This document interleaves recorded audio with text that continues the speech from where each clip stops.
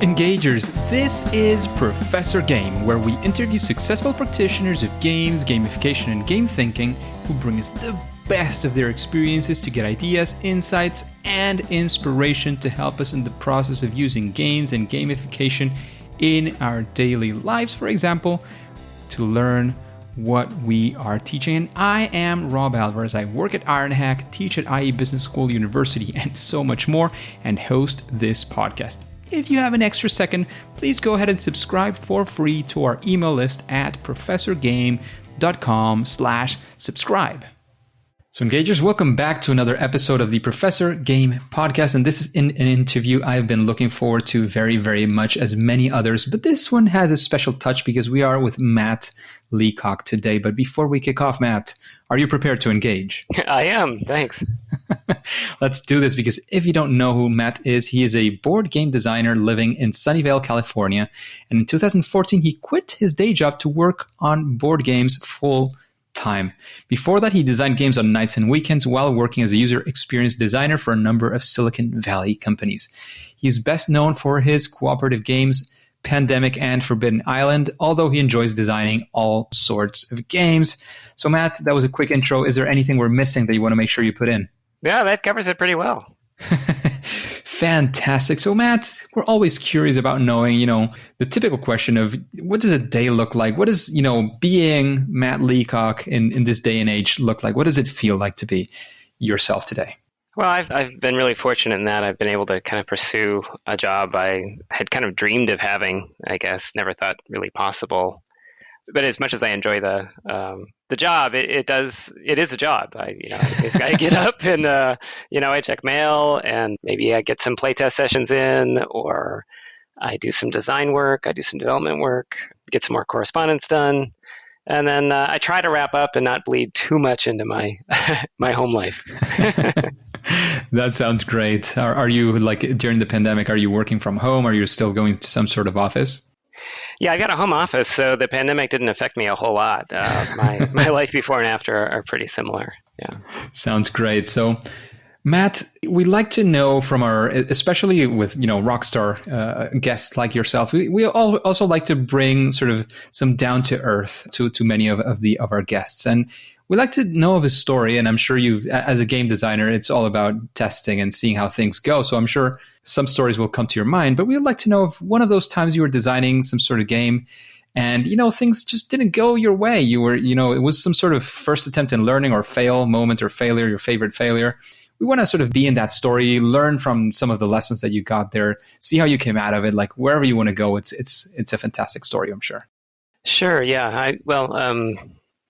Some of your listeners may know that I worked on a game called Pandemic Legacy with a co-designer named Rob Davio. And those games are really long experiences to to design and to play. They're like 12 to 24, I guess, sequential games. And every time you play the game, it changes on you because you add stickers to the board, or you might destroy some components, or you might write on something. And so they're big campaigns. And this one took quite a while to work out. And it was the first time we had worked together and the first time we had designed anything like this. The first time I had designed anything like this. Rob had done some games like this before. But we just found ourselves in this sort of dead end. We both came up with this idea for like a sideboard we could add to the game experience. And it looked really great in theory. We spent a lot of time like theory crafting things and drawing things up and making components and crafting everything. And every time it hit the table and we watched people play it, we just saw people's faces sink and the shoulder slump and all the life and energy kind of drained out of the experience. And I bring this up because, we hacked at this thing for like a month trying to iterate on it. We were both very excited about the idea. So we just kept iterating and iterating on it, sending it back out in the field and kept getting really bad results. So we basically just decided to give up on the whole concept and just severed that whole arm of the game, just clean off.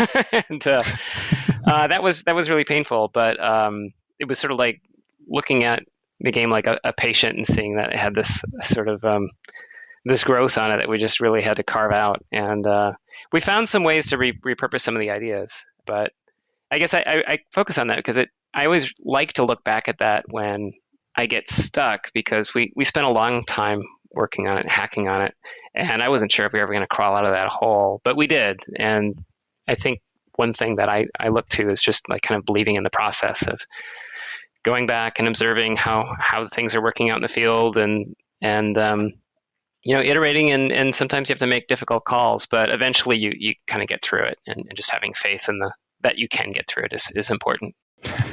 That is very, very important. And the fact that, you're able to iterate and to eventually stop iterating as well altogether.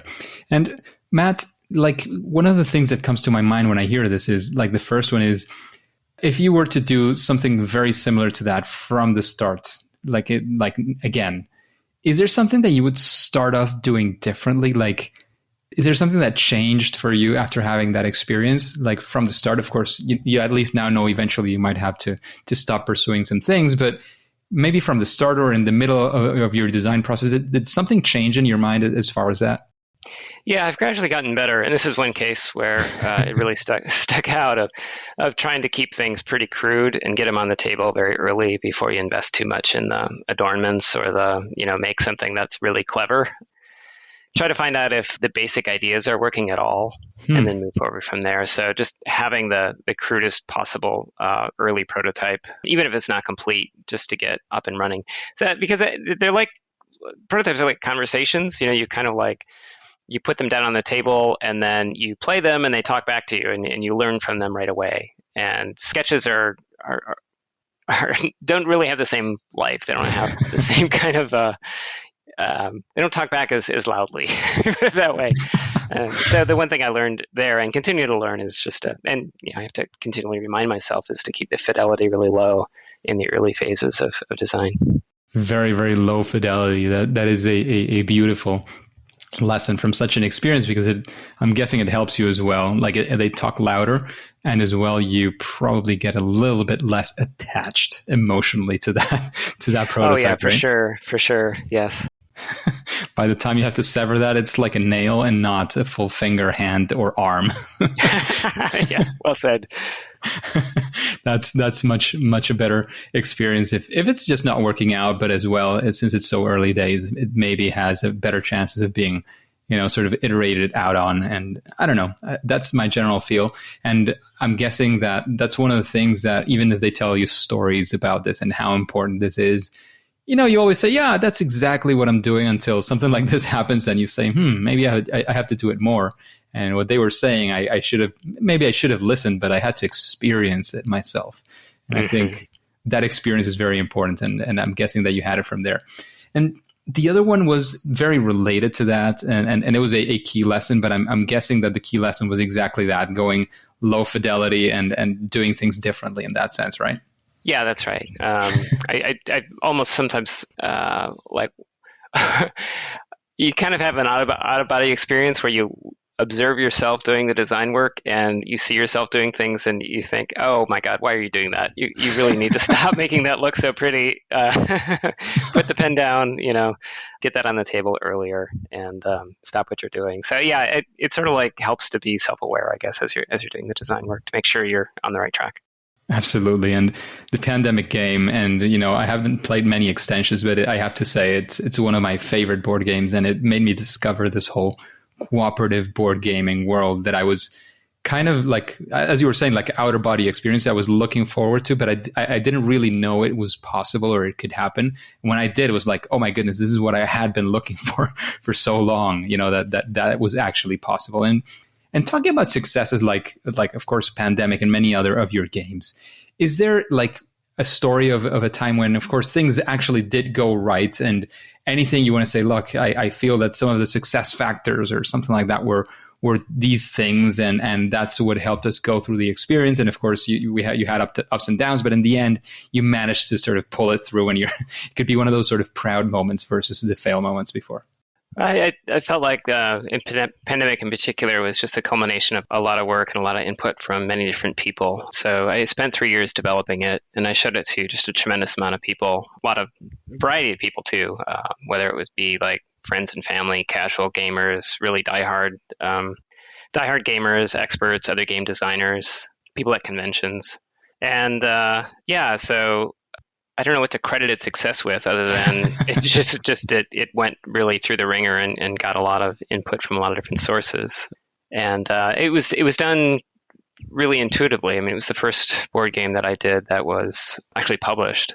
So it wasn't like I had a robust set of experience designing board games, like for a publisher and so on. It was, but what I think I made up for it was just trying to get as many different inputs and as much table time as I could on it. So a lot of input there. Yeah, now I feel like I can look back and I kind of like reverse engineered a lot of what I was doing, and it's a little easier to reproduce the process.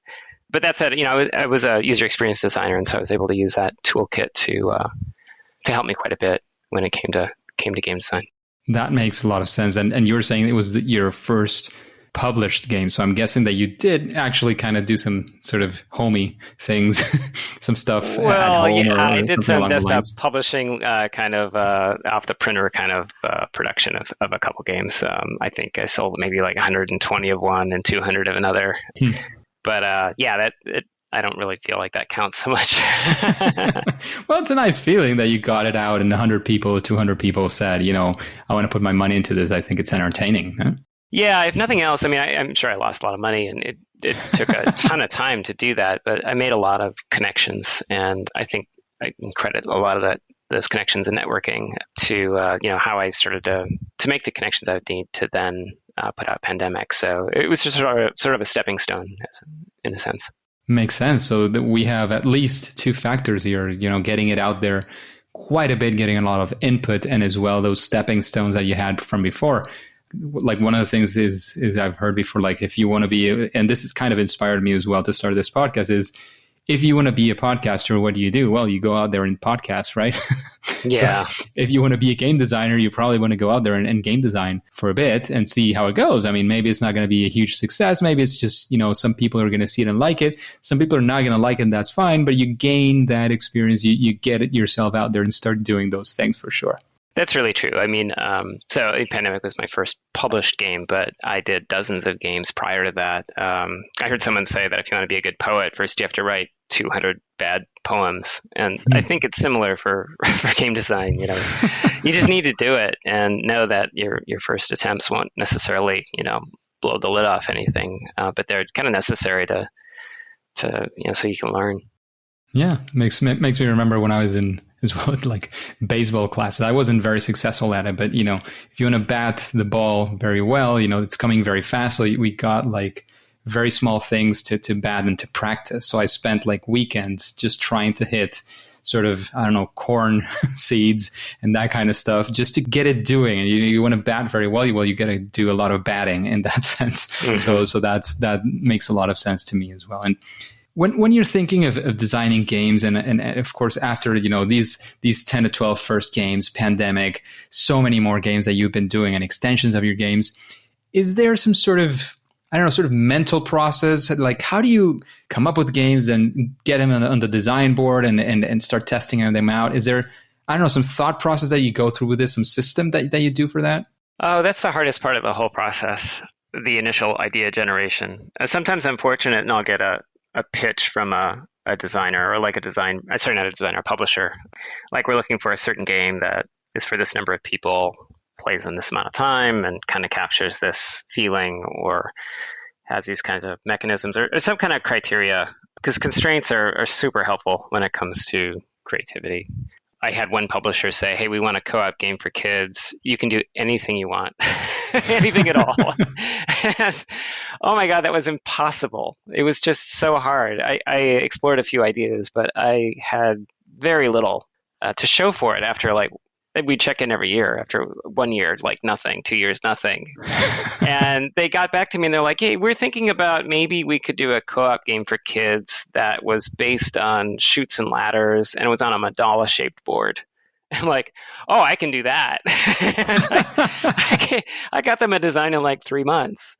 And we'd spent another 3 months on development, and then I think another 6 months later, the game was out and did really well. That was Mallrats in Space, which is now called Space Escape.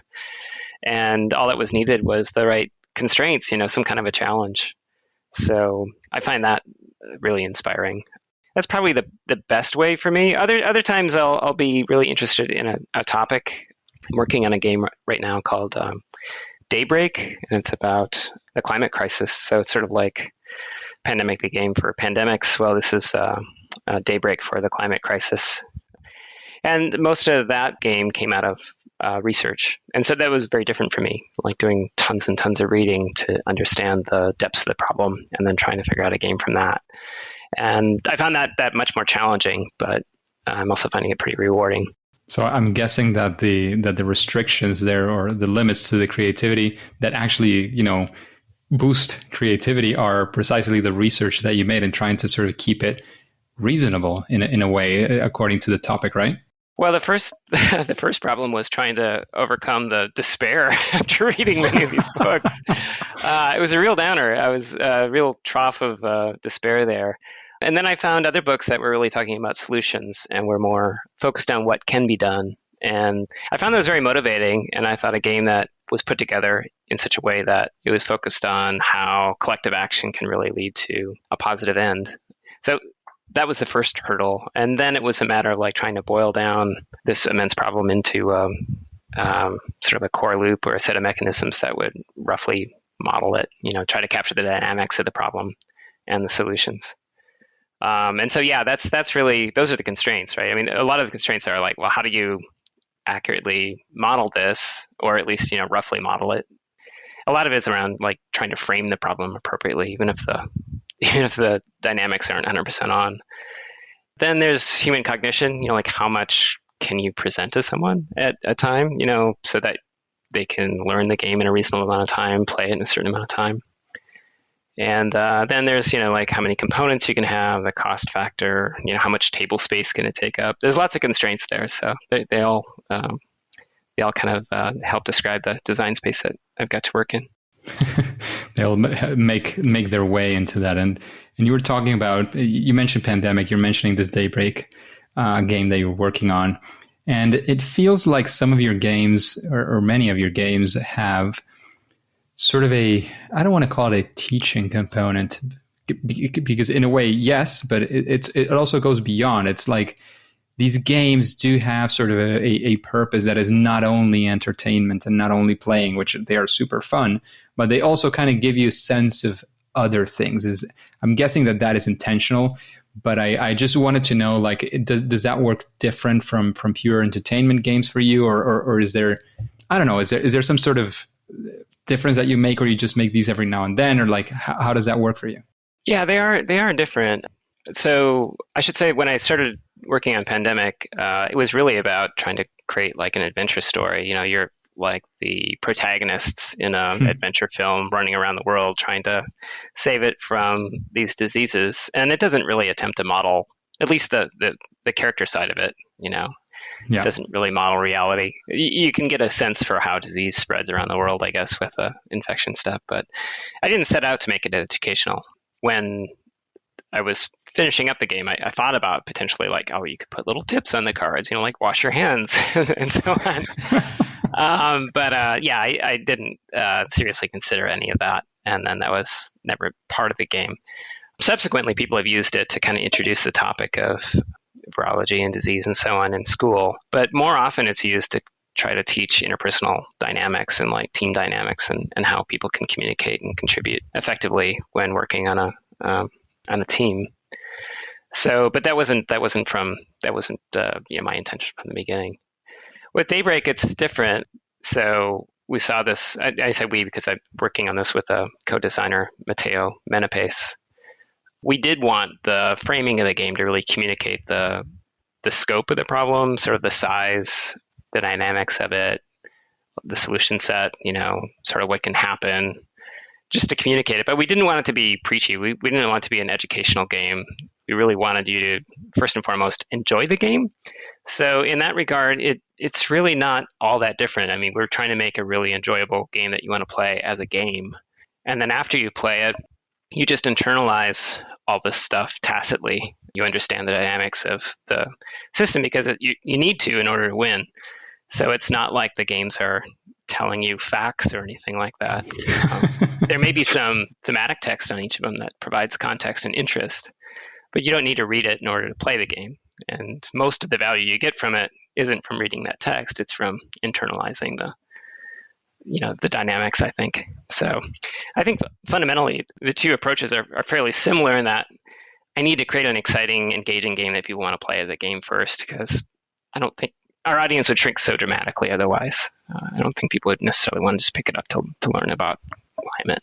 That makes a lot of sense, and it's I would say it seems to be working pretty well. And you were saying like, oh, you don't want it to be sort of preachy or people to feel that they're doing this, they're like forced into them. It has to be entertaining first, and that's I don't know. At least in my vision, it's what it has to be. Like if it's even if you call it educational game, it has to be a game. So if it has to be a game, if it's a good game, right? It should be fun, should be entertaining. People should be enjoying it. And, if it's supposed to be educational, it's also got to have some educational component. But they have to be together. Otherwise, it's just one of the sides and not both. And I'm not saying it's an easy thing. I'm just saying if it has to be that way, that's what it's supposed to happen. Just a quick break before we continue. Are you enjoying this podcast? If you're listening through a podcasting app, please subscribe and rate us on the app. This will be of great help to reach more engagers so we can change the world together through gamification. Matt, when you're thinking of game design in general, or even if it's, when you're designing sort of a game with a purpose or something in that sense, would you say that there's some sort of best practice? Of course, not a silver bullet, but something that probably helps you make better games at least, or helps them have a little bit more of success, or that tipping point that might be making things that little bit better that makes a difference. One of the things I do that I'm not sure a lot of other designers do is I send a lot of prototypes out for remote testing. So I'll package them up and mail them and ask the recipients to crack open the box and film themselves learning the game, teaching the game, and playing it. And I don't ask them to talk to the camera or anything. I want a naturalistic experience. And it helps that they're recording themselves with their own equipment, like a laptop or what have you, in their own home. So you see people acting fairly naturally when they're playing it, as opposed to like inviting them over to a game store or something like that, a place where they wouldn't normally, or there's some other place where they wouldn't normally play a game. So they record themselves and then upload the footage up to typically Google Drive. Then I'll watch it and log what I see, take note of all sorts of observations and issues and bugs, and then I'll pause the film now and then to jot down design ideas. And I just find that incredibly valuable because I can kind of track the emotional journey of the players. I can see all sorts of different usability issues and just learn just gobs of information that I wouldn't have. Prior to this, I'm testing it with myself at the table, and tinkering it just with, on my own and playing it with friends and what have you around a shared table. But as soon as I can, I try to get them out and do this more objective testing because I find I just find I get so much data. I'm also able to trace any of the problems that I'm seeing and any of the solutions that I like to propose. For example, when I've got a co-designer, to actual footage, or it sort of like gives like a scientific validation to any kinds of changes I want to make in a certain sense. But so I find that really, really helpful. And I think one great skill that you can have when you're watching these videos is empathy and trying to put yourself in the shoes of the player. Because if you try to imagine someone having difficulty while reading your rules, it's not quite the same as when you actually see them struggle and try to explain it to their friends and fail. When you see that happen and you're not in the room, it's just excruciating and it's very motivating. So I'm much more likely to take action if I see people that are struggling or having trouble, or if I see some major issue in the game. So that's one technique that I've used that's been very helpful. Sounds beautiful, and it's very when I'm teaching subjects related to this, I always like to say like resist the urge to sort of jump in when you're doing your playtesting, and resist the urge. It's really difficult. They'll be frustrated. They'll be failing at trying things, and that's where you have to write down and see. But of course, here you don't even have the temptation. You're just watching the film, so it's genius in that sense. I love it. Yeah, it's painful, but I tell you, it's also motivating when you're putting your box together that you're like, oh, maybe I will go and look at those rules one last time and make sure that everything is in the box, because it's going to show up on tape if it's not there. Yeah. And if you are at the table, even if you don't say a word, the players are cognizant of you scribbling in your notebook, and you'll see them look at you through the corner of their eyes, like, is his facial expression changing? Am I doing this wrong? Or they'll say, am I doing this wrong? Of course, I won't answer, but they're trying to read my face and so on. So, yeah, not being in the room is, yeah, right, exactly. Not being in the room is it's like when the parents are in the room, the kids are like, is it okay for me to grab the candy? Or yeah, it's exactly that, yeah. Yeah, it makes a lot of sense. I definitely love it. I hadn't heard it. I'm pretty sure other people I've talked to have done it, but I have never heard it, never thought of it either. Like the difference of filming and not only filming, but saying like, you film it on your own. I'm going to see it, but that you eventually actually do forget that there's a camera there. Because it's your own camera. It's probably your own house, your own friends. You're not going to be on top of the camera or the person watching. Whereas, of course, if the designer is there, it's like, oh my goodness, I'm feeling ashamed or embarrassed or whatever that can be. And of course, it's going to change the attitudes a bit, and that they're not going to be sort of in the natural habitat of the gamer. Right. For sure. Yeah, I have seen all sorts of naturalistic stuff. Probably that I probably shouldn't have seen on camera, and that helps helps me know that these people are really really comfortable in their setting. They're not super self-conscious. Let me put it that way. That's great. And Matt, after these questions, these interactions we've had, is there like, does anybody come to your head and that you'd say, oh, I'd really enjoy listening to this or that person as well, getting into an interview like this one in Professor Game, or this person I know would probably be a good guest. I don't know. Anything come to your mind when I say this? Let's see. I think I'll turn to one of the books I read, which is extremely influential. I don't know if have you had Jesse Schell on the show? Yes. Okay. I should go check out his interview, because his book, The Art of Game Design, just blew my mind. It was exactly what I needed. And I just found that incredibly valuable, along with the book of lenses that he put together. So that would have been my first suggestion. It sounds fantastic. He was definitely a great guest for sure, and very inspiring. His book, I completely agree with you that those are the kind of things that hit you in the right moment, and it's like, oh my goodness, yes. All these things like make sense in your head and help you push your journey forward. And you mentioned a book. Is there his books are great? Is there, if you were to recommend a book or two books, what books would that be, and why? They can be Jesse Schell's, of course. Yeah, I mean, that would be my first one. I think it's a useful tool as well. You can pull the deck of lenses out and shuffle them up, grab a dozen cards, and look at, have your prototype out and just pull them and look at your game through the lens that you pulled and see, hey, does this spark any ideas, or how is my game doing? You can evaluate it through those different lenses, and it sparks all sorts of ideas, and it creates this opportunity to, like analyze your game critically through lots of different points of view. Let's see, A Theory of Fun by Rafe Koster, I found really enjoyable. It's a very quick read, but just ways of looking at why games are fun, why things are engaging. Yeah, great books for sure. Yeah, I think those are probably the two most influential ones. Fantastic. And when it comes to game design, Matt, what would you say is your sweet spot, or that superpower that you got that is, at least better than most other people, that thing that you do great yourself?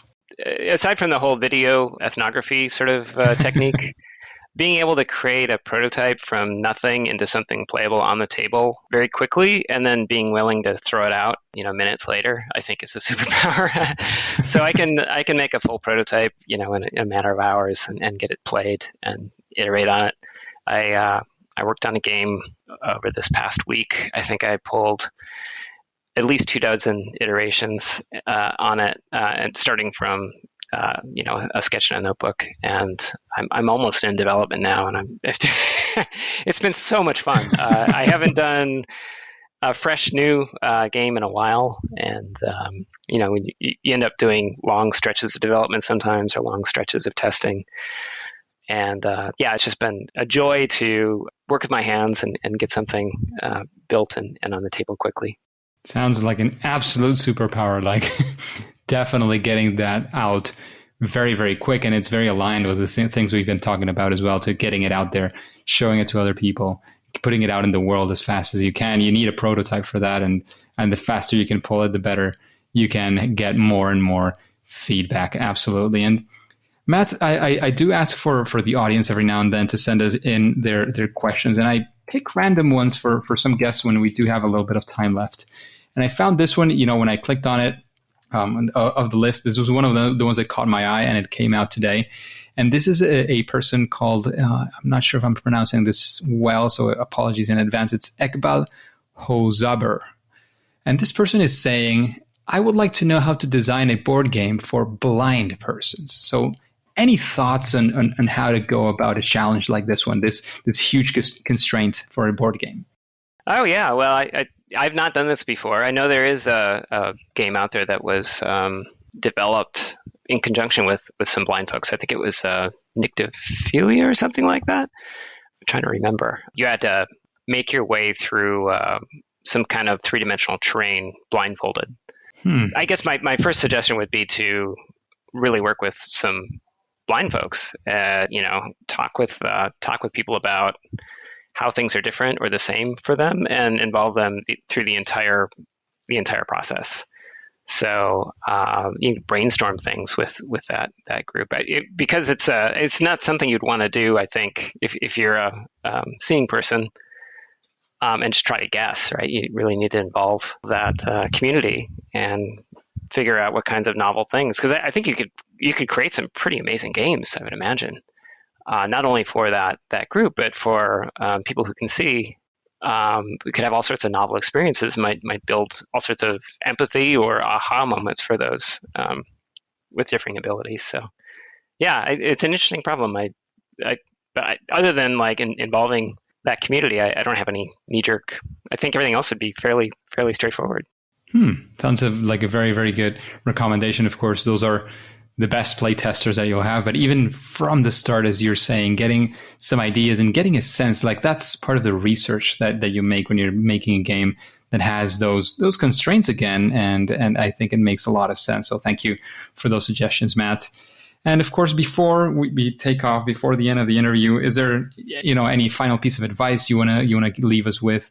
Any call to action, any social media where we can find you, etc. I mean, this is the right time for all that. I guess I would mention that I think one thing that is really valuable in a designer's toolkit is just a deep sense of humility and being open when you're getting feedback and watching video, for example. Just trying to quiet the chatter of your own head, trying to quiet the notion that you're always right, and be open, especially when people tell you how they're feeling. They know how they're feeling. Generally, they can tell you that they're not wrong. So, especially to new designers, that would be my first bit of advice. When you're listening to play testers, really listen to the emotive aspects of their feedback. Note the problems. You don't have to take their people's solutions, but really pay attention to the problems that they're having, and especially if they're frustrated. So that would be one thing. And then, if you're interested in more about my games, I'm at leacock.com, and I'm Matt Leacock on Twitter.